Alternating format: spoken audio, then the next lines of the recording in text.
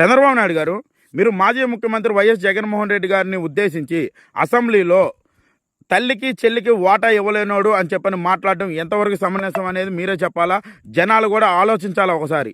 అదేవిధంగా మీరు చూడబోతే మీ ఆస్తి 900 కోట్లు అని చెప్పని అధికారిక ప్రకటన చేశారు.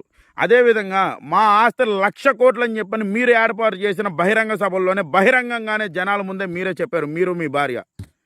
ఇవన్నీ కాక మీకు కొన్ని 100 కోట్లు విలువ చేసే చిరాస్తులు ఉన్నమాట వాస్తవం కాదా? అదేవిధంగా మీ తల్లిగారి పేరు మీద ఉన్న కొన్ని కోట్లు విలువ చేసే స్థలాన్ని మీ అబ్బాయి పేరు మీదకి రిజిస్ట్రేషన్ చేయించుకొని మార్పించుకున్న మాట వాస్తవం కాదా? ఇవన్నీ అలా ఉంటే నీ తోడబుట్టు అయినా నీ కుటుంబ సభ్యులకి నీ తమ్ముడు రామ్మూర్తి నాయుడు గారికి నువ్వు ఎంత వాటా ఇచ్చావు?